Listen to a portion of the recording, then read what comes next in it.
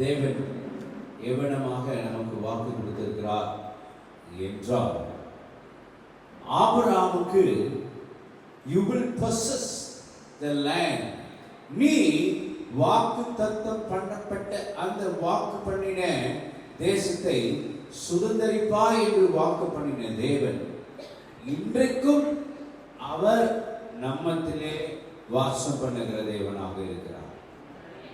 நல்லா சொல்லாமா? ஹல்லேலூயா, ஹல்லேலூயா. ஆண்டவர் ஒன்றை வாக்கு பண்ணிவிட்டால் அதிலிருந்து ஒருபொழுதும் பின்வாங்காத தேவன் நம்முடைய தேவன்.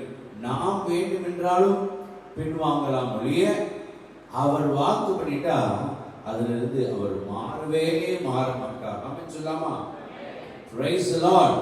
இந்த காலவெளியிலே கர்த்தர் நம்மை ஜீவனோடு வைத்திருக்கிறார்.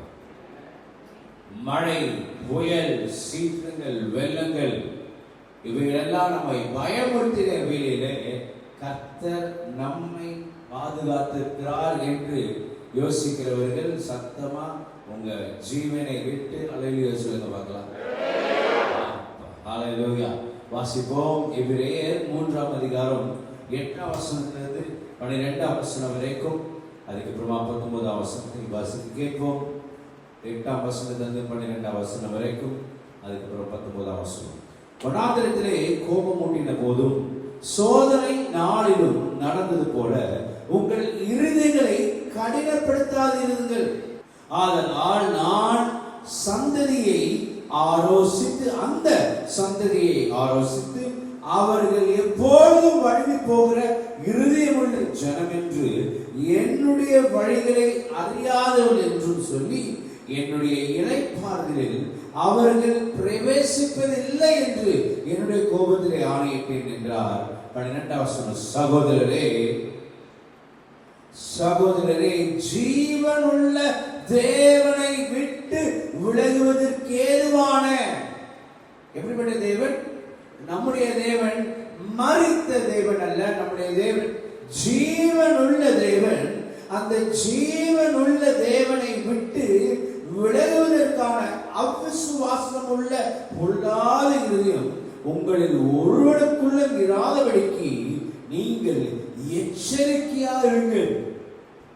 1ஆம் வசனத்துல இவ்வளவு தூரம் ரொம்ப தெளிவா சொல்லிட்டு 12ஆம் வசனத்துல அங்கே அந்த இதை எழுதிய ஆக்கியோன் சொல்லுகிறார், எச்சரிக்கையாருங்கள். எதற்கு? அவிசுவாசம் உள்ள பொல்லாத இருதயம் உங்களில் ஒருவனுக்கும் இராதபடிக்கு. ரொம்ப இம்பார்ட்டன்டான காரியம். 19ஆம் வசனத்தை பார்ப்போமானால் அது ரொம்ப தெளிவா வரும். ஆதலால் அவிசுவாசத்தினாலே அவர்கள் அதில் பிரவேசிக்க கூடாமல் போனார்கள் என்று பார்க்கிறோம்.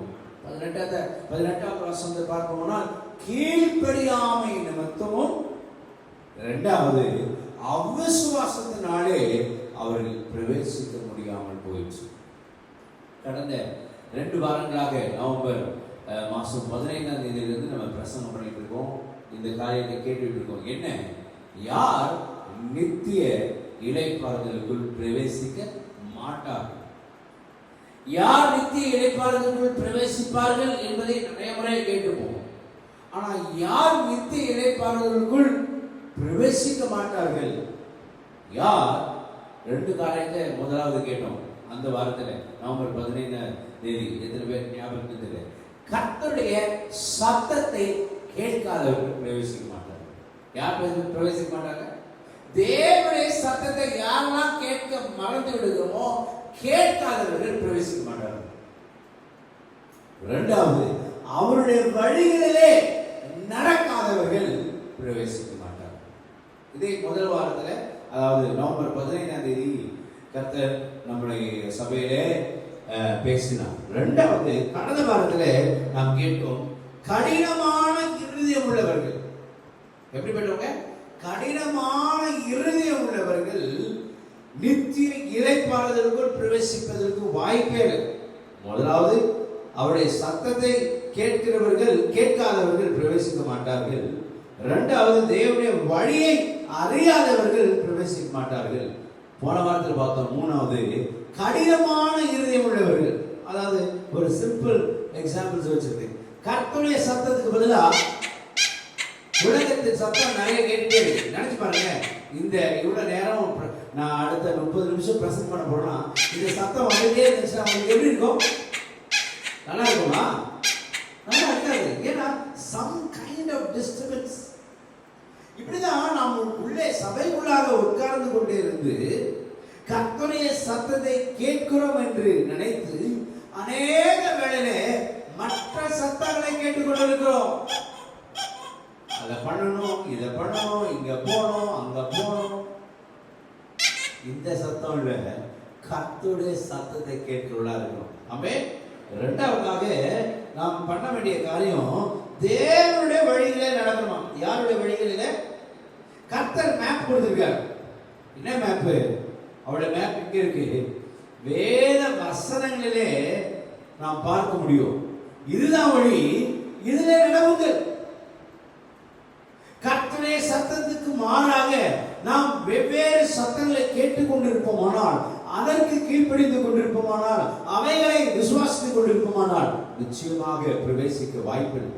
இரண்டாவது, அவர் இதுதான் வழி என்று சொல்லுகிற அந்த மேப்ல அந்த இந்த இடத்துல ஆரம்பித்து இப்படியாக பரிசுத்தத்தில் நடக்கணும்னு சொல்லுகிற அந்த மேப்பை விட்டுட்டு, ஐயா இந்த வழியெல்லாம் எனக்கு வேண்டாம், நான் என் வழியில, நான் தனிக்காட்டு ராஜா, என் வழியில தான் நான் நடப்பேன் அப்படின்னு சொன்னா எப்படி? நான் என் வழியில தான் நடப்பேன்னு கடினமான இருதயம் உள்ளவர்கள் நிறைய பேருடைய இருதயம் எப்படி இருக்கு? கல்லா இருக்கு. அதனாலதான் என்ன பிரசங்கத்தை கேட்டாலும் கேட்கல, எனக்கு ஒன்றும் புரியலன்னு. முதலாவது என்ன பண்ணிடுறோம்? புரியலன்னு. ஏன் வேதாகமத்தை வாசித்தா கூட நம்ம என்ன சொல்லிடுறோம்? புரியவே மாட்டேங்குது. நான்காவது இன்றைக்கு பார்க்கிறோம் விசுவாசம். விசுவாசம் எப்போ வர தெரியுமா? விசுவாசம் அவிசுவாசமா மாறிடும். கர்த்தருடைய வார்த்தை எங்க குறைவா இருக்கும். இந்த தேவ வார்த்தை யாருக்குள்ளெல்லாம் போலையோ அவர்களுக்குள்ளாக அதிகமான அவிசுவாசம் இருக்கும் இருக்கும் இருக்கும். இது ஜீவனுடைய. எத்தனை பேர் விசுவாசிக்கிறீங்க? சத்தமா ஆமென் சொல்லுங்க, அல்லேலூயா சொல்லுங்க. சத்தமா சொல்லாமே அல்லேலூயா. தேவனுடைய சத்தத்துக்கு வசனம் சொல்லுகிறது, காதேஸ் வனாந்தரத்தை அதிர செய்யத்தக்கதான கர்த்தருடைய வார்த்தை நம்முடைய இருதயத்திலே தொனிக்கப்படுவதற்கு, கேட்கப்படுவதற்கு நம்ம இடம் கொடுக்கலன்னா நிச்சயமா நம்ம பிரவேசிக்க மாட்டோம். அப்ப இந்த காலங்களிலே ரெண்டு முக்கியமான காரியங்களை பார்க்க போறோம். ஒன்று, முதலாவது அவிசுவாசம் உள்ள இருதயம். இரண்டாவது வழுவி போகிற இருதயம். வழுவி போகிறது என்றால் பின்வாங்கி போகிற. எப்படி? வழுக்கி போகிறது இல்ல, வழுவி போகிற என்று அர்த்தம். பின்வாங்கி போகிற அவிசுவாசம் உள்ள இருதயம், அன்பிலீவிங் ஹார்ட், நம்பத்தக்க உள்ள இருதயம் இல்ல, which refuses to cleave to, தேவனை அண்டிக் கொள்வதற்கு தயங்குகிற இருதயம், which refuses to trust him and rely on him, தேவனை மட்டுமே சார்ந்து அவரை மட்டுமே பிடித்துக் கொள்வதற்கு தயங்குகிற இருதயம், நம்பிக்கை இல்லாத இருதயம், அவிசுவாசம் உள்ள இருதயம். And deserts the cause of the living God. தேவன் நம்முடைய வாழ்க்கையிலே ஒரு நோக்கத்தை வைத்திருக்கிறார், ஒரு திட்டத்தை வைத்திருக்கிறார். அந்த நோக்கம், அந்த திட்டம்லாம் எனக்கு இல்ல, அதெல்லாம் நான் நம்பிட்டு இருந்தா நான் என் வாழ்க்கை பூஜ்யம் ஆயிடும், நான் என் வழியிலே நடந்துட்டே இருக்கிறேன் என்று விசுவாசிக்கிறவர்கள், எதை? அவர்களை விசுவாசிக்கிறவர்கள், அவருடைய வழிகளை விசுவாசிக்கிறவர்கள் அவிசுவாசம் உள்ளவர்களா இருக்கிறார். எரேமியா 17:9 சொல்லுது, எல்லாவற்றையும் பார்க்கிறோம், இருதயமே திருக்குள்ளதும் மகா கேடுள்ளதுமா இருக்குது, அதை அறியத்தக்கவன் யார்? மார்க் 7:21 23 வரைக்கும் நாம் பார்ப்போமானால், எப்படி எனில் மனுஷனுடைய இருதயத்துக்குள் இருந்து பொல்லாத சிந்தனைகளும், விபச்சாரங்களும், வேசித்தனங்களும், கொலைபாதங்களும், களவுகளும், பொருளாசைகளும், துஷ்டங்களும், கபடும், காமவிகாரமும், வன்கண்ணும், துஷ்டமும், பெருமையும், மதிக்கீடும் புறப்பட்டு வரும் பொல்லாதாரங்களாகிய இவைகள் எல்லாம் உள்ளத்திலிருந்து, இருதயத்திலிருந்து புறப்பட்டு மனுஷனை தீட்டுப்படுத்தும். நம்முடைய இருதயத்திலே அவிசுவாசம் இருப்பதற்கு இதெல்லாம் காரணமா? அப்ப அவிசுவாசம் உள்ள இருதயத்தோடு நம்மால் நித்திய இளைப்பாறுதலுக்குள் பிரவேசிக்க முடியாது. எல்லா மனுஷ அல்லது எல்லா மனுஷர்களுக்கும், ஹியூமன் பீயிங்ஸ் அனைவர்களுக்கும் ரெண்டு விதமான ஆவி இருக்கு. அதாவது ரெண்டு ஏதாவது ஒரு ஆவி இருக்கு. எல்லா கடினமான சூழ்நிலைகளிலும், எப்படிப்பட்ட சூழ்நிலையிலும் கர்த்தருடைய வார்த்தையை வைத்து கர்த்தர் இருக்கிறார், கர்த்தர் பார்த்துக் கொள்வார் என்ற விசுவாச ஆவி. எப்படி நான் அசைக்கப்பட, அதாவது நம்ம அசைக்கிற அளவுக்கு நம்முடைய வாழ்க்கையில பிரச்சனை வரும் வேளையில இவைகள் எல்லாவற்றையும் பார்க்கிறோம். என் தேவன் மிகவும் பெரியவர், அவரால் எல்லாம் கூடும், அவரை விசுவாசிக்கிறவர்கள அவருடைய சித்தத்தின்படி அவர் செய்ய ஆகட்டும் என்று கொடுக்கிறது விசுவாச ஆவி. இரண்டாவது ஆவி இருக்கு. இல்லை, இன்னும் விசுவாசத்துக்கு சொல்லணும்னா ஆதாரம் இல்லாத ஒன்றை நம்புவது அல்லது ஏற்றுக்கொள்வது விசுவாசம். இரண்டாவது ஆவி இருக்கு. அந்த ஆவி என்னதான் சூழ்நிலையில தேவன் இருக்கிறார் என்று தெரிந்தும், பிரசங்கத்தை கேட்டும், வசனத்தை வாசித்தும் நம்முடைய சொந்த காரியங்களே யோசித்துக் கொண்டிருப்பது அவிசுவாச ஆவி. நம்பிக்கை இல்லா தன்மை, நம்ப மறப்பது. நம்பிக்கை இல்லாத தன்மை அல்லது நம்ப மறப்பது அவிசுவாசம். இதுல ஏதாவது ஒன்று இருக்கும். ஒண்ணு விசுவாச ஆவி இருக்கும், இல்ல அவிசுவாசத்தில் ஆவி இருக்கும். இந்த காலநிலையே தொடர்ந்து உள்ளே போவது, செய்திக்குள்ளாக போவதற்கு முன்பதாக நமக்குள்ளாக அருமையான விசுவாசிகளே எப்படிப்பட்ட ஆவி இருக்கிறது அல்லது எப்படிப்பட்ட ஆவியை நாம் அனுமதித்திருக்கிறோம் யோசிக்கிறோம்.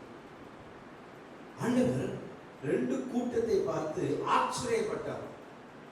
எத்தனை பேர் இந்த வேதாந்தத்தை தெரிந்து யாருக்கா தெரியுமா? ரெண்டு கூட்டத்தை பார்த்து, நிச்சயமா ஒரு கூட்டத்தை பார்த்து ஆச்சரியப்பட்டார் தெரியும். எந்த கூட்டம் அல்லது எந்த மனுஷன்? விசுவாசம் யாரு? 100க்கு அதிபதி. தேங்க்யூ ரோஷினி. 100க்கு அதிபதி மத்தேயு 8ஆம் அதிகாரத்தில் இருக்கு. அவரை பார்த்து அவனுடைய விசுவாசத்தை கண்டு அவர் ஆச்சரியப்பட்டார். மார்க் 6ஆம் அதிகாரம் வாசிக்க கேட்கும். மார்க் 6ஆம் அதிகாரம் 3லிருந்து 6ஆம் வசனம். இவன் தச்சன் அல்லவா? மரியாளுடைய குமாரன் அல்லவா? யாக்கோபு, யோசே, யூதா, சிமியோன் என்பவருடைய சகோதரன் அல்லவா? இவன் சகோதரனும் இங்கே நம்மிடத்தில் இருக்கிறார்கள் அல்லவா என்று சொல்லி அவரை குறித்து இடலடைந்தார்கள். இயேசு அவர்களை நோக்கி தீர்க்கதரிசி ஒருவன் தன் ஊரிலும் தன் இனத்திலும் தன் வீட்டிலுமே அன்றி வேறெங்கும் கனவீனம் அடையான் என்றார். அங்கே அவர் சில நோயாளிகள் மேல் கைகளை வைத்து அவர்களை குணமாக்கினதே அன்றி வேறொரு அற்புதம் செய்யக்கூடாமல் அவர்களுடைய அவிசுவாசத்தை சிலரை குணப்படுத்தி, அதாவது எப்படின்னா அந்த 3.5 வருஷத்துல இயேசு எங்கெல்லாம் போனாரோ அநேக அற்புதம், அநேக அதிசயங்கள் நடந்தது. இந்த இடத்துல, இந்த நாசரேத்துல கர்த்தர் சில அற்புதங்களை மட்டுமே செய்ய முடிந்தது. ஏன்னா கீழே வாசிக்கிறோம், ஏன் அவர்களுடைய அவிசுவாசத்தை குறித்து ஆச்சரியப்பட்டு, அவர்களுடைய அவிசுவாசத்தை குறித்து ஆச்சரியப்பட்டார். இப்படிப்பட்ட அவிசுவாச மக்களா அவர் வளர்ந்த ஊராகிய நாசரேத்துல. மத்தேயு 8ல பார்ப்போம். மத்தேயு 8:10 வசனம். மத்தேயு 8:10 வசனம். இயேசு இதை கேட்டு ஆச்சரியப்பட்டு, எதற்கு ஆச்சரியப்பட்டார்? 100க்கு அதிபதியினுடைய விசுவாசத்தை குறித்து. 8ஆம் வசனத்துக்கு வாசித்தா புரியும். வாசிங்க. தமக்கு பின் செல்லுகிறவர்களை நோக்கி, இஸ்ரவேலுக்குள்ளும் நான் இப்படிப்பட்ட விசுவாசத்தை காணவில்லை என்று. இந்த என்டையர் இஸ்ரேல், என்டையர் ஜெருசலேம்ல இப்படிப்பட்ட மனுஷனுடைய விசுவாசத்தை போல நான் என்ன பண்ணல, பார்க்கவே இல்லை என்று அவர் ஆச்சரியப்பட்டார் என்று வசனம் சொல்லுது. இன்றைக்கு ஆண்டவர் நம் அருகாமல் நின்று கொண்டிருக்கிறார்னு சொன்னேன். அவர் அருகாமல் நின்று கொண்டிருக்கிற தேவன் நம்மை பார்த்து எதற்காக ஆச்சரியப்படுகிறார்? நம்முடைய விசுவாசத்தை குறித்து அவர் ஆச்சரியப்படுகிறாரா, அவ்விசுவாசத்தை குறித்து ஆச்சரியப்படுகிறாரா? இந்த காலவெளியில் சொல்ல பார்த்து எனக்குள்ள அவிசுவாசம் இருக்கா இல்லையான்னு எப்படி கண்டுபிடிக்கிறது? Very simple. 5 காரியத்துல எனக்கு தெரிந்த காரியங்கள கர்த்தர் எனக்கு கற்றுக் கொடுத்த காரியங்கள நான் இப்ப சொல்ல இருக்கிறேன். என்னது? முதலாவது, அவிசுவாசம் ஒரு மனுஷனுக்குள்ள இருந்தா அது நம்மை ஓய்ந்திருக்க செய்யாது. ஒரு மனுஷனுக்குள்ளாக அவிசுவாசம் இருக்குமானால் அந்த மனுஷனை ஓய்ந்திருக்க செய்யாது. No sleep, no rest, no relaxation, தொடர்ந்து யோசிச்சுட்டே இருப்பான். பிரசங்கி 2ஆம் அதிகாரம் 23ஆம் வசனம் சொல்லுது, அவன் நாட்கள் எல்லாம் அலுப்புள்ளது, அவன் வேலைகள் வருத்தம் உள்ளது, அவன் வேலைகள் வருத்தம் உள்ளது, ராத்திரியிலும் அவன் மனதுக்கு இளைப்பாறுதல் இல்லை. இதுவும் மாயையே. யாருக்கு இளைப்பாறுதல் இல்லை? மனதுக்கு இளைப்பாறுதல் இல்லை. தொடர்ந்து யோசிச்சுட்டே இருப்பான். சில பேர் படுத்தா தூக்கமே வரலாம். எனக்கு அந்த பிரச்சனை இல்லை, படுத்த தூங்கிடுவேன். ஆனால் தூக்கம் வராமல் போய் தூங்க மாட்டேன். நல்லா அப்படியே தூக்கம் அப்படியே கண்ணு கட்டுற மாதிரி இருக்கும்போது தான் போய் படுவேன். சில பேர் 1 மணி நேரம் ஆனாலும் திரும்பி திரும்பி திரும்பி படுத்துட்டு இருப்பான். அப்போ செக் பண்ண, உனக்குள்ள அவிசுவாசம் இருக்கா? இல்லை எதையோ குறித்து கவலைப்பட்டு கொண்டே இருக்கிறாயா? கர்த்தர் எல்லாத்துக்கும் ஒரு மெடிசன் வச்சிருக்காரு. நீ இந்த உலகத்தின் காரியத்தை குறித்து என்ன பண்ணாத, கவலைப்படாத. நாளை குறித்து கவலைப்படாத. எதை சாப்பிடுவேன், எதை வாங்குவேன், எதை உடுத்துவேன், எங்க போவேன், எங்க தங்குவேன், இதெல்லாம் குறித்து கவலைப்படாத. வானத்தில் இருக்கக்கூடிய ஆகாயத்தில் இருக்கக்கூடிய பறவைகளை நோக்கி பார். நம்ம எதை பார்த்தாலும் நமக்கு இன்னும் கவலை கவலை கவலை கவலைப்படுறது. கவலை மீனை சாப்பிடுறதுக்கு முதலாவது அவிசுவாசம் நம்மை ஓய்ந்திருக்க செய்யாது. இரண்டாவது, இந்த அவிசுவாசத்தை மட்டும் கொஞ்சம் விட்டுட்டோம்னா அது நம்மை பின்தொடர்ந்துட்டே இருக்கும். கண்டினியூஸா ஃபாலோ பண்ண, கொஞ்சம் அளவு போட்டா போதும், அதை கண்டினியூஸா ஃபாலோ பண்ணிட்டே இருக்கும். அப்ப அதை கடிந்து, அதை அடையாளம் கண்டு, அதை கடிந்து அப்புறப்படுத்த வேண்டியது நம்முடைய வேலையா இருக்கு. அல்லேலூயா. சத்தமா சொல்லாமா? என்ன சத்தமா சொல்லாமா? அவிசுவாசம் நமக்குள்ளாக இருப்பதற்கு நாம அனுமதி கொடுத்துட்டோம்னா அது நம்ம ஓய்ந்திருக்கவே செய்யாது. இரண்டாவது, அது நம்ம பின்தொடர்ந்துட்டே இருக்கும், பின்னாடி வந்துட்டே இருக்கும், நிழல் போல் வந்துட்டே இருக்கும். தேவனுடைய ஒத்தாசை இல்லாம, பரிசுத்த ஆவியுடைய ஒத்தாசை இல்லாம அதை கடிந்து கொள்ளவே முடியாது. மூன்றாவது, அவிசுவாசம் தேவன் மேல் நாம் வைத்திருக்கும் நம்பிக்கையும் அவர் நம்முடைய வாழ்க்கையில் இடைப்பெறுவதற்கும் எதிர்மறையான சிந்தனை மூலமாய் திசை திருப்புவதா இருக்கு. தேவன் மேல் வைத்திருக்கக்கூடிய நம்பிக்கை என்ன பண்ணிடுமா, கர்த்தர் இடைப்படுவதற்கு பதிலாக நம்முடைய வாழ்க்கையை நாம் சிந்தித்துக் கொண்டிருக்கக்கூடிய காரியங்களே அதை இடைப்பட்டு எதிரான நெகட்டிவான ஆட்டிடியூட் கொண்டு வந்து நம்மை கர்த்தருடைய வழியிலிருந்து திசை திருப்பிவிடும். இதுதான் ஆண்டவர் சொன்னாரு. இதுதான் ஊழியக்காரர் மூலமா கேட்டோம். அதெல்லாம் வேலைக்காவது நம்ம கூட வேலை செய்யறவங்க சொல்லுவாங்க, நம்ம சொந்தக்காரங்க சொல்லுவாங்க, நம்மளுடைய ஏத்தாப்பு வீட்டர் சொல்லுவாங்க, நம்மளுடைய நெருங்கிய நண்பர் சொல்லுவாங்க. சம்டைம்ஸ் நம்முடைய நெருங்கிய நண்பர் சொல்லிட்டாருன்னு கர்த்தர் சொன்ன வார்த்தையை கூட நம்ம அவமதிக்க ready ஆயிட்டோங்க.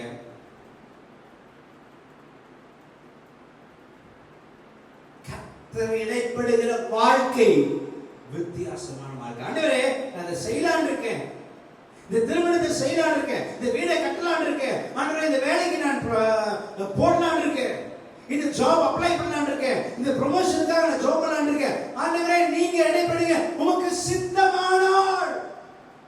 We really do not want to know the will of God. கர்த்தருடைய சித்தம் என்ன என்று அறிந்து கொள்ளவே நமக்கு விருப்பம் இல்லை. நமக்கு என்ன தோணுதோ, என்ன வருதோ அதை அள்ளிட்டு அப்படியே போயிட்டு இருக்கோம். அதனாலதான் நிறைய தோல்வி. What is the will of God?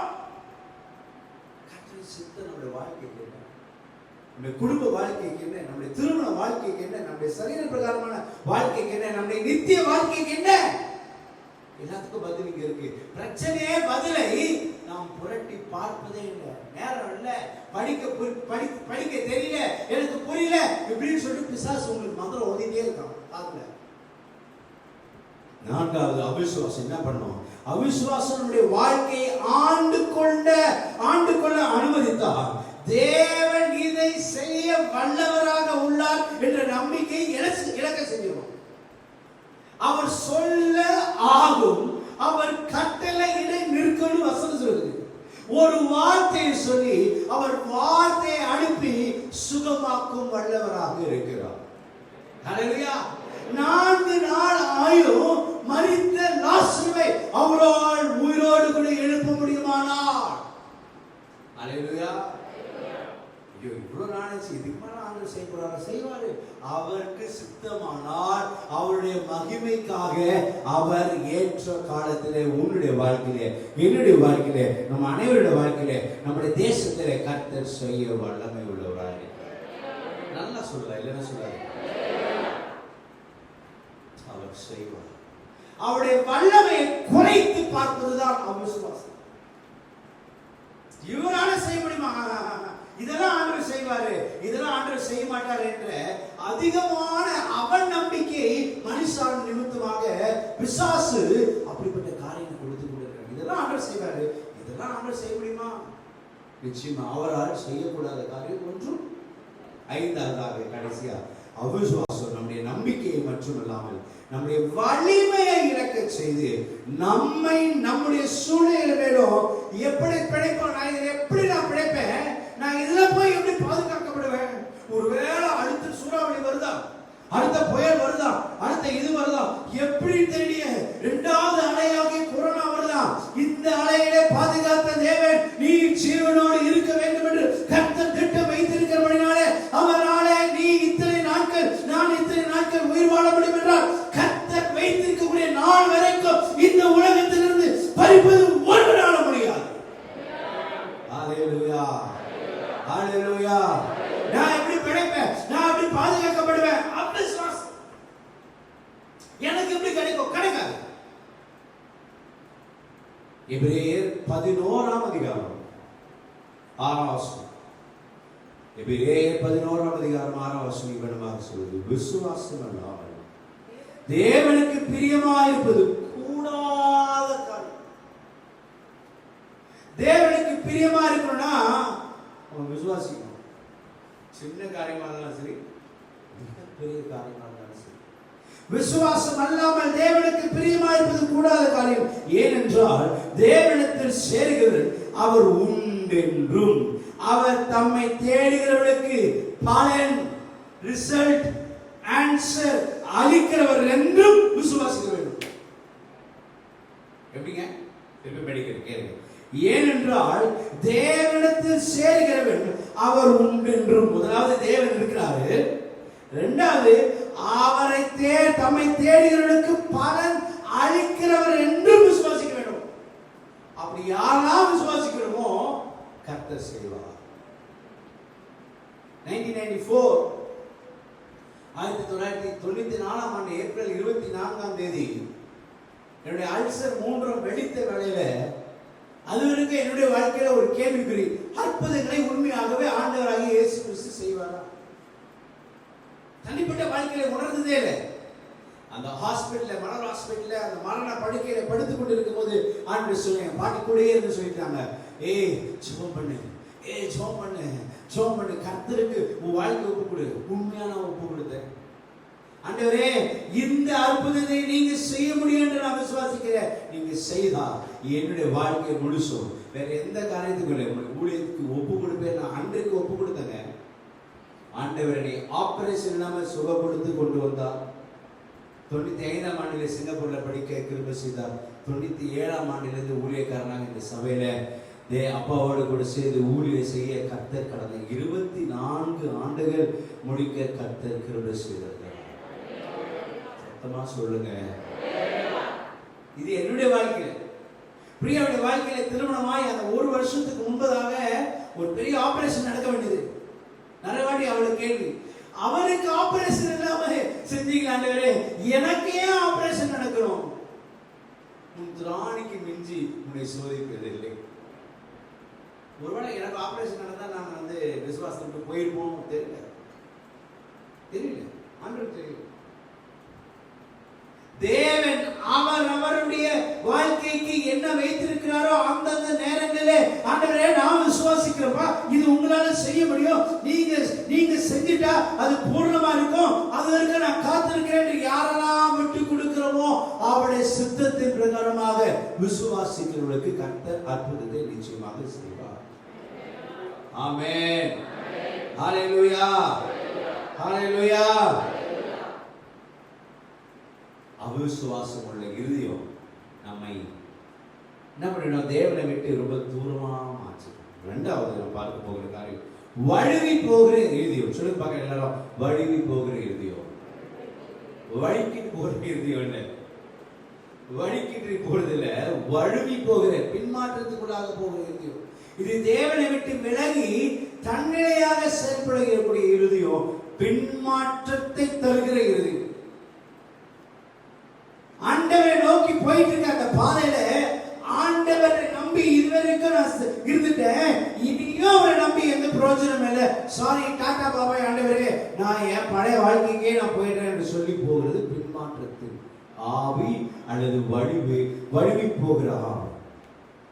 யாருக்குள்ளாக அல்லது யார் வழுவி போகிற இருதயம் உள்ளவர்கள்? யார்? இயேசுவை அல்லது அவருக்குள் வேறு கொண்டுள்ளாய் இருக்காதவர்கள் வழுவி போய்விடுவார். கிறிஸ்து இயேசுவுக்குள் யாரெல்லாம் அவரை வேறாக ஆழமாக பற்றிக் கொள்ளாமல் இருக்கிறார்களோ, அசைவு அவருடைய வாழ்க்கையில அவருடைய விசுவாசத்தை அசைவு ஏற்படுகிறோ அவர்கள் வழுவி போகிற இருதயம் உள்ளவர்கள். அப்ப நீங்க கர்த்தருக்குள்ளாக வேறு கொண்ட மக்களாக இல்லாதது எப்படி தெரியும்னா உங்க வாழ்க்கையிலே தெரிஞ்சிடும். அவரை மட்டும் இல்லை, நீங்க அவரையும் நம்புவீங்க, மற்றவர்களை நம்புவீங்க. மற்றவர்கள் அவரை இயேசுவை பார்க்கிறோம் சில காரியங்களுக்கு சாத்தியமா செஞ்சுட்டா ஆண்டவர் வேண்டாம் மக்கள் வேண்டும் என்று பின்தொடர்ந்து அவங்களுக்கு பின்தொடர்ந்து போயிடுவீங்க, வழுவி போகிறீர்கள். இந்த காற்றுல இந்த பெரிய புயல் மழையெல்லாம் சில மரங்கள் சாஞ்சிடும். ஏன்? என்ன பாதிச்சிருச்சு? வேற என்ன ஆயிடுச்சு? ஸ்ட்ராங்கா இல்லாம போயிடுச்சு. இவ்வளோ வருஷம் இருந்தாங்க சபையில. சில பேருக்கு இப்ப வந்து கோச்சிங் போற ஆவி இருக்கு. சபையில கோச்சிங் போற ஆவியும் பின்மாற்றத்தின் ஆவிதான். அவங்க அதை சொல்லக்கூடாதுன்னு சொல்லிட்டாங்க, அவங்க அந்த சிஸ்டம் இப்படி பண்ணிட்டாங்க, அவங்களுக்கு நான் கடன் கொடுத்தா அவங்க வாங்கல, அதனால இந்த சபையை வேண்டாம்.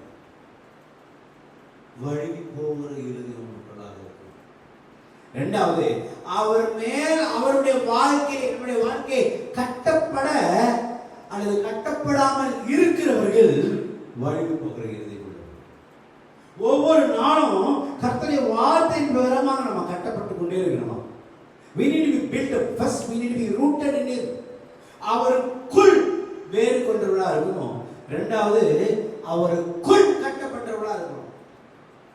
நம்ம அவருடைய வார்த்தைக்கு எத்தனை பேர் உண்மையா சொல்றேன்? உண்மையா சொல்றீங்க? எத்தனை பேர் ஒரு நாள் கூட விடாம தினந்தோறும் வேதத்தை தியானிக்கிறவங்களா இருக்கீங்க?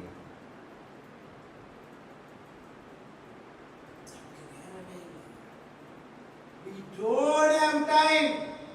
சீரியல் பார்ப்பதுக்கு டைம் இருக்கு, ஃபேஸ்புக், வாட்ஸ்அப், ஃபோன் கால் பண்றதுக்கு டைம் இருக்கு. ஆதியில கொண்ட அன்பை வெளிப்படுத்துற 2ஆம் அதிகாரம் சொல்லுது, நீ ஆதியில கொண்ட அன்பை என்ன பண்ணிட்ட? விட்டு விலகிட்ட. அதனால உன்னிடத்துல வந்து என்ன பண்ணுவானா? உன் விளக்கு தன்னை எடுத்து போடு.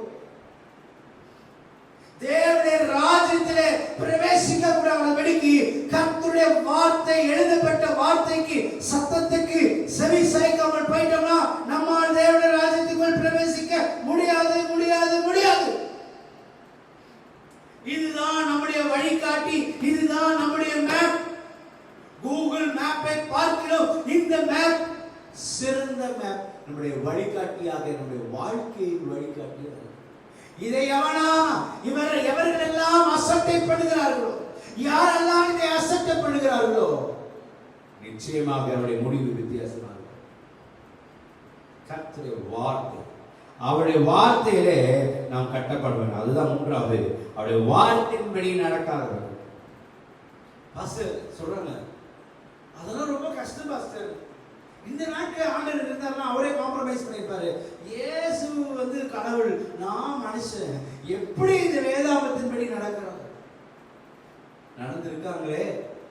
நடக்காதவர்களுடைய உதாரணமும் வேதாகமத்தில் கூட சொல்லப்பட்டிருக்கு. எப்படியாக கடினப்பட்டு அவர்கள் நடந்திருக்கிறார்கள் உதாரணமும் சொல்லப்பட்டிருக்கு. நம்ம எதை சூஸ் பண்ணி கொள்ள போறோம்? சிம்சோனை குறித்தும் சொல்லப்பட்டிருக்கு, நோவாவை குறித்தும் சொல்லப்பட்டிருக்கு, சிம்சோனை குறித்தும் தாவீதை தானியேலை குறித்தும் சொல்லப்பட்டிருக்கு, யோசேப்பை குறித்தும் சொல்லப்பட்டிருக்கு. எந்த மாதிரி எடுத்துக்கொள்ள போறோம்? இந்த எல்லா மாதிரியை காட்டினோம் இயேசு பிரதான மாதிரியாக, கிரேட் எக்ஸாம்பிள், கிரேட் மாடலா நம்ம லைஃப். அல்லேலூயா. புரிந்தவர்கள் சத்தமா அல்லேலூயா சொல்லுங்க. அவிசுவாசம் உள்ள இருதயம் உள்ளவர்கள் அல்லேலூயா சொல்லுங்க. ஓ இல்லையா? ஒரு விசுவாசமா நினைப்பு தான் பழப்ப கிடக்கணும். அப்பா அவங்க நிறைய பேருக்கு நினைப்பு, அவங்க நிறைய விசுவாசம் இருக்கு. விசுவாசம் இருந்தா சந்தோஷம். உண்மையா விசுவாசம் உள்ளவங்க சத்தமா அல்லேலூயா சொல்லுங்க. வழுவி போகிற இருதயம், அவருடைய வார்த்தையின்படி நடக்காதவர்கள், விசுவாசத்தில் உறுதியா இருக்காதவர்கள். நம்ம செக் பண்ற அளவுக்கு நம்ம லைஃப்ல சில காரியங்கள் நடக்குங்க. நம்ம அப்படியே அசைக்கிற அளவுக்கு சில காரியங்கள் நடக்கும்.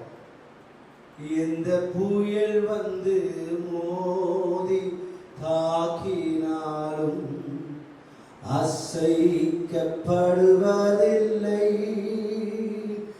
எந்த புயல் வந்து மோதி தாக்கினாலும் அசைக்கப்படுவதில்லை. இதெல்லாம் நிறைய நிறைய நமக்கு வார்த்தையா தான் இருக்கு. ஒரு சின்ன புயல் வேணாம், ஒரு காற்று அடிச்சாங்க, ஐயோ ஆண்டவர் ஏன் இப்படி என்ன சோதிக்கிறார், ஐயோ எனக்கு தெரியலையே, தொடர் நடக்கியா இருக்கும்.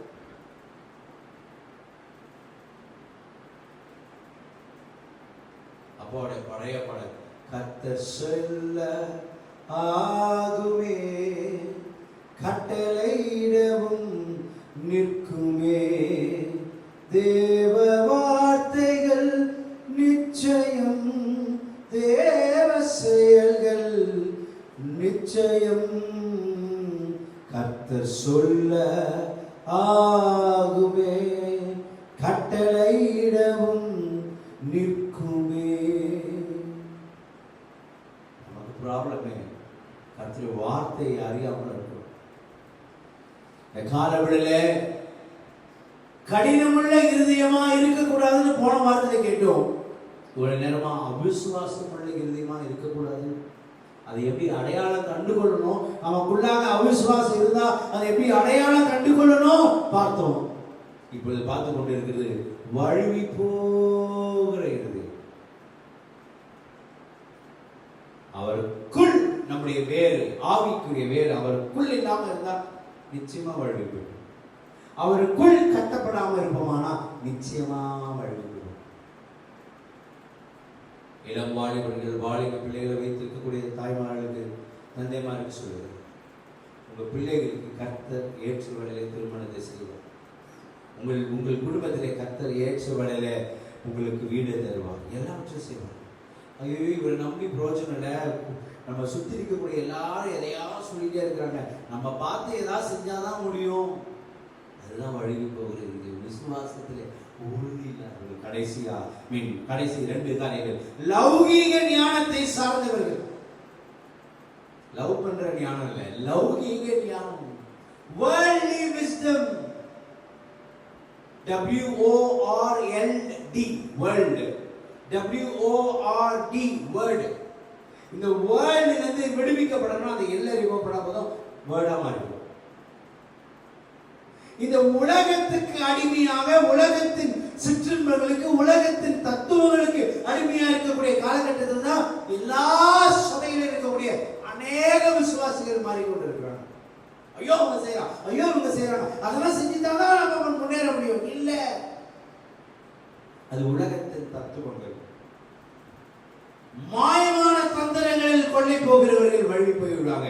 கடைசியா மனுஷனுடைய பாரம்பரிய நியாயத்தையும் உலக வழிபாடுகளை பின்பற்றுகிறவர்கள், அவங்களாம் இதெல்லாம் செய்யறாங்க. அப்படி செஞ்சுதான் அந்த ஸ்கூல் சீட் கிடைச்சது, அப்படி செஞ்சுதான் அவங்களுக்கு காலேஜ் கிடைச்சது, அப்படி செஞ்சுதான் அந்த வேலைக்கு போனாங்க. இத்தனை லட்சம் நம்ம லஞ்சம் கொடுத்தாதான் இல்ல, அது உலக வழிபாடுகள், அது உலக பாரம்பரியங்கள். ஐயோ பாஸ்டர் சொல்ல மட்டும் எங்க வீட்டுக்கு வந்து வந்துடாதீங்க, செவ்வாய்க்கிழமை நல்ல நாளே இல்லை, செவ்வாய்க்கிழமை மட்டும் பொண்ணு பார்க்க வந்துடாதீங்க, செவ்வாய்க்கிழமை மட்டும் காசு கொடுத்துடாதீங்க. ஹலோ,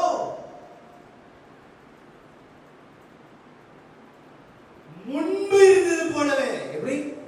நீங்கள் தேவனை அறிந்து கொள்வதற்கு முன்பதாக இருந்த நிலைமையிலேயே, சிந்தையிலே, காரியங்களிலே நாம் சிந்தித்துக் கொண்டிருப்போமானால் நம்ம இன்னும் ரட்சிக்கப்படல. சும்மா பேருக்கு தண்ணியில போய் வெளியே வந்துடும். நம்ம எதுக்கு மரிக்கணும், எதுக்கு அடக்கப்படணும், எதை உயிர்ப்பித்த வல்லமையை பெற்று வெளியே வரணும்னு மறந்துட்டோம். நீதிக்கு எதுக்கு மரித்து? பாவத்துக்கு மரித்து நீதிக்கு. நம்ம இன்னும் உலக காரியங்களுக்கு மரிக்காம இருக்குமே. வழி போகிறது. இதுதான் நம்ம அழகா, நம்ம ஈஸியா பேசாத அழகா நம்மளை வழிக்கிட்டு போக பார்க்கிறோம். உலக பாரம்பரியம் நிறைய இருக்குது, நமக்கு நிறைய. இந்த வயசுக்கு வர காரியங்கள் என்ன சொல்லுவாங்க, மஞ்சள் நீராட்டு விழா, இதெல்லாம் எங்கேயுமே இல்லை. இது விழாவா கொண்டு அவசியமே இல்லை. அந்த நாட்களில் அதை வந்து எல்லாரும் சொன்னாங்க, என் பொண்ணு ரெடியா இருக்கு, திருமண வயதுக்கு பேசுறது வாங்க அப்படின்னு சொல்றது. இந்த நாட்கள் எதுக்கோ மேல காலத்தோடு கூட உலக பாரம்பரியம் நிறைய சொல்லிட்டே போகும். இந்த கையில காசு கொடுத்தா என்ன ஆகும், விளம்பரம். இந்த கையில காசு கொடுத்தா ஐயோ. கொலோசியர் 2:6-8 இவ்விடமாக சொல்லுகிறது, ஆகையால் நீங்கள் கர்த்தராகிய கிறிஸ்து இயேசுவை ஏற்றுக்கொண்டபடியே அவருக்குள் வேறு கொண்டவர்களாகும், அவர் மேல் கட்டப்பட்டவர்களாகும், அவருக்குள் நடந்து கொண்டு நீங்கள் போதிக்கப்பட்டபடியே அவ்விசுவாசத்திலே. எப்படி? யாரும் பைபிள் பார்க்கல. நீங்கள் போதிக்கப்பட்டபடியே விசுவாசத்தில் உறுதி பெற்று ஸ்தோத்திரத்தோட அதிலே பெருகுவீர்களாக. லௌகீக ஞானத்தினாலும் மாயமான தந்திரத்தினாலும் ஒருவனும் உங்களை கொள்ளை கொண்டு போகாதபடிக்கு எச்சரிக்கையாயிருங்கள். அது மனுஷனின் பாரம்பரிய நியாயத்தையும் உலக வழிபாடுகளையும் பற்றினது எல்லாமே கிறிஸ்துவை பற்றினதல்ல. தேவன் நமக்குள் வாசம் செய்ய விரும்புகிறார். எத்தனை பேர் அதுக்கு ஆமோதிக்கிறீங்க? தேவன் நமக்குள்ளாக வாசம் பண்ண விரும்புகிறார் என்று. அவ்வளவுதான் சத்தமா. நமக்குள்ள, நம்முடைய இதயத்துக்குள். அவர் வெளியே இல்லை, எங்க இருக்கிறார்? ஆனால் எங்க இருக்கிறார்? வெளியே பார்க்கணும், நானே பார்க்கணும். இல்ல இல்ல, அவர் நமக்குள்ளே இருக்கிறார். எங்க இருக்கிறாரு? நமக்குள்ளே இருக்கிறார், நம்ம இதயத்துக்குள்ளே இருக்கிறார். அதான் 1 கொரிந்தியர் 3:16 சொல்லுது, நீங்கள் தேவனுடைய ஆலயமா இருக்கிறீர்கள் என்றும் தேவனுடைய ஆவி உங்களில் வாசமாய் இருக்கிறது என்று. 1 கொரிந்தியர் 6:19 சொல்லுது, நீங்கள் தேவனாலே பெற்றும் உங்களில் தங்கியும் இருக்கிற பரிசுத்த ஆவியுடைய ஆலயமாய் இருக்கிறீர்கள் என்றும். We are the temple of the living God. நாம் தேவனுடைய ஜீவனுள்ள ஆலயங்களாய் இருக்கிறோம். இந்த ஆலயம் நம்முடைய இருதயமா இருக்குது. இந்த ஆலயத்தில் அவிசுவாசம் இருக்குமானால், உலக பாரம்பரியம் இருக்குமானால், தேவன் அங்க வந்து வாசம் பண்ண மாட்டார். தேவன் அங்க வாசம் பண்ணனா உலகமும் பிசாசும் அவிசுவாசம் தான் நமக்குள்ளாக வாசம் பண்ணும். கலாத்தியர் 5:21 இவ்விடமாக சொல்லுது, பொறாமைகள், கொலைகள், வெறிகள், களியாட்டுகள், நிறைய லிஸ்டே மேல 19 சொல்லிட்டு இருக்காங்க. இப்படிப்பட்டவைகளை செய்கிறவர்கள் தேவனுடைய ராஜ்யத்தை சுதந்திரிப்பதில்லை என்று யாத்ராமத்திலே சொல்ல ஆரம்பிக்கிறாங்க. வேதாகமத்திலே யாத்ராமத்திலே சொல்ல ஆரம்பித்து அதுக்கப்புறமா எங்க எபிரேய புஸ்தகம் வரைக்கும் இப்படியெல்லாம் செஞ்சா இவர்கள் தேவனுடைய ராஜ்யத்துக்குள்ளே போக முடியாது, நித்திய இளைப்பாறுதலை பெற்றுக்கொள்ள முடியாது. திரும்பியும் நெத்தி அடிக்கிற மாதிரி சொல்லிட்டே இருக்கிறாங்க வேதாகம ஆத்தர்ஸ். நமக்கு தான் தெளிவு. முதல் வாரம் 3வது வாரம் பிரசங்கம் பண்ணும்போது ஒரு தம்பி சொன்னான், பாஸ்டர் நான் இத்தனை வருஷம் எபிரேய வாசித்திருக்கேன், ஆனா இந்த வார்த்தை 19வது வசனம் வாசிப்போனா என்ன சொல்லுதுன்னா, அவிசுவாசத்தினாலே அவர்கள் அதில் பிரவேசிக்க கூடாமல் போனார்கள் என்று பார்க்கிறோம். ஐயோ, அவிசுவாசம் இல்லைன்னா அவிசுவாசம் இருந்தா என்னால பிரவேசிக்க முடியாதா அப்படின்னு ஒரு பல்பு, பயங்கரமான பல்பு எனக்கு வந்துச்சு. நான் சொல்றேன், ஒரு சில பேருக்கு இதை கேட்டும், இதை பார்த்து கொண்டிருக்கக்கூடிய ஒவ்வொருவருக்கும் இதை கேட்டும் வழுவி போகிற இருதயம், அவிசுவாசம் உள்ள இருதயத்தையே வாழ்க்கை முழுசும் வச்சுட்டு இருந்தோம்னா நம்மால் நித்தியத்துக்குள்ளாக பிரவேசிக்க முடியாது. தேவ ராஜ்யத்துக்குள்ளாக நம்மால் பிரவேசிக்க முடியாது. தேவனால் நம்மோடு பேசாமல் இருக்கவே முடியாதுங்க. அவர் God is an interacting God. அவர் மோசேயோடு பேசினார், நோவாவோடு பேசினார், ஆபிரகாமோடு பேசினார், யோசுவாவோடு பேசினார், ராஜாக்களோடு பேசினார், நியாயாதிபதிகளோடு கூட பேசினார், தீர்க்கதரிசிகளோடு பேசினார். 3600 ஆண்டுகள் இந்த உலகம் ஆரம்பித்து 3600 ஆண்டுகள் பேசிக்கொண்டே இருந்தார். ஆனால் ஒரு 400 வருடங்கள் சைலண்ட் இயர்ஸ் ஆச்சு. ஆண்டவர் பேசாதபடிக்கு அவர் மௌனமாக இருந்த 400 ஆண்டுகள். மல்கியாவுக்கும் மத்தேயு புத்தகத்துக்கும் 400 இடைப்பட்ட வேலை இருக்கிறது. யாரும் பேசல, அமைதியா இருந்தாங்க. அதுக்கு மேல அவரால் தாங்க முடியல. தேவன் தன்னுடைய ஒரே பேரான குமாரன் இந்த உலகத்திலே மனிதனாக இந்த உலகத்தில் அவதரித்து, கடவுளாக கிறிஸ்து மனிதனாக அவதரித்து நமக்காக நன்மை செய்து நம்முடைய பாவங்களுக்காக அவர் மரித்து அடக்கம் பண்ணப்பட்டு உயிரோடு கூட மரணத்தை ஜெயித்தவராக 3வது நாளிலே அவர் உயிரோடு கூட எழுப்பினார். அந்த இயேசு மீண்டுமாக வரப்போகிறார். யாரெல்லாம் இந்த இயேசுவை விசுவாசித்து நம்முடைய பாவத்தை அறிக்கை செய்கிறோமோ அவருடைய பாவம் மன்னிக்கப்பட்டு அவருடைய நித்திய ராஜ்யத்துக்குள்ளாக, நித்திய கானானுக்குள்ளாக அவர் கொண்டு போக ஆயத்தம் உள்ளவராக இருக்கிறார். ஹல்லேலூயா, ஹல்லேலூயா. உலகம் ஆரம்பித்த நாள் முதல் கொண்டு இதுவரைக்கும் கர்த்தர் உங்கள் பேரிலே நினைவா இருக்கிறார். ஒருவேளை நீங்க சொல்லலாம், பாஸ்டர் எனக்கு அவிசுவாசம் இருக்குன்னு கண்டுபிடிச்சிட்டேன், வழுவி போகிற இருதயம் இருக்குன்னு கண்டுபிடிச்சு என்ன செய்யணும்? நாளே முக்கியமான காரியம் செய்யணும். அவிசுவாசமான இருதயத்தை அடையாளம் கண்டுகொள்ளும். வழுவி போகிற இருதயத்தை அடையாளம் பண்ணும். ஐடென்டிஃபை. இருக்கா அவிசுவாசம்? இருக்கு, கொஞ்சம் இருக்கு. கொஞ்சம் இருந்தாலும் கொஞ்சமும் நிறையமும் சேர்ந்தான். இரண்டாவது, பரிசுத்த ஆவியானவர் அந்த இருதயத்தை மாற்ற இடமளிக்கணும். we need to allow. முதலாவது ஐடென்டிஃபை பண்ணணும், இரண்டாவது allow the Holy Spirit. எனக்குள்ள அவிசுவாசம் இருக்கு கண்டுபிடிச்சிட்டேன். போன வாரம் எனக்குள்ள கடினமான இருதயம் இருக்கிறது கண்டுபிடிச்சிட்டேன். அப்படியே வச்சுட்டு இருக்குதா?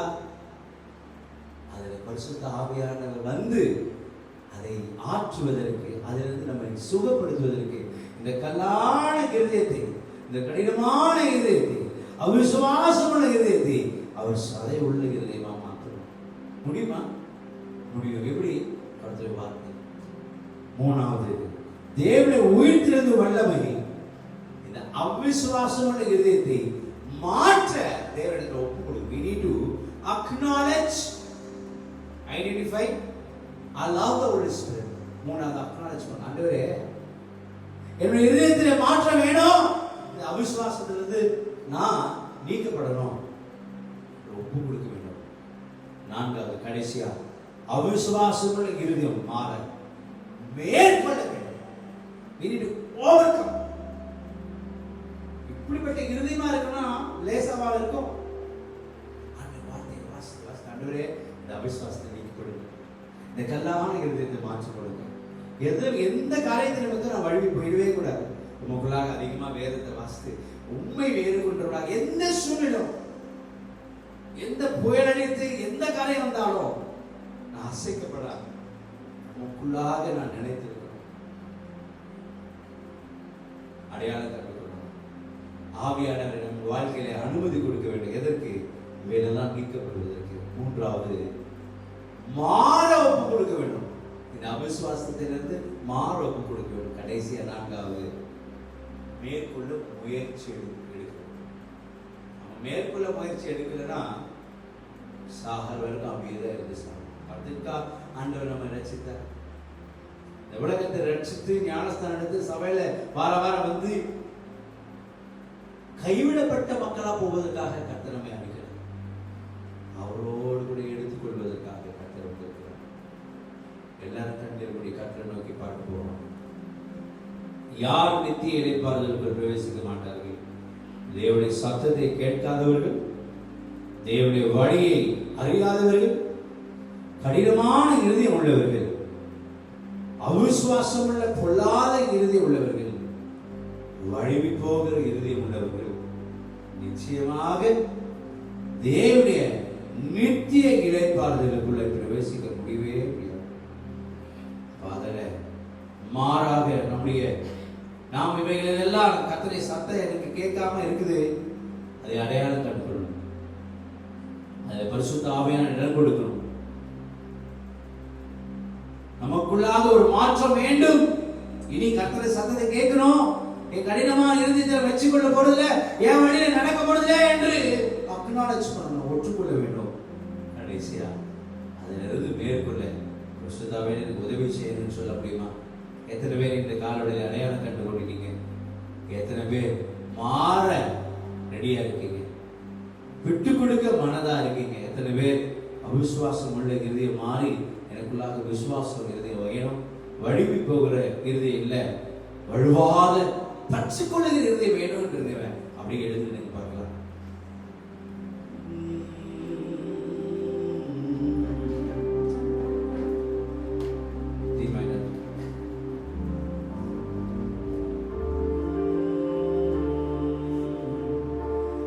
எந்த புயல் வந்து மோதி தாக்கினாலும் நாங்கள் அசைக்கப்படுவதில்லை. எந்த புயல் வந்து மோதி தாக்கினாலும் நாங்கள் அசைக்கப்படுவதில்லை.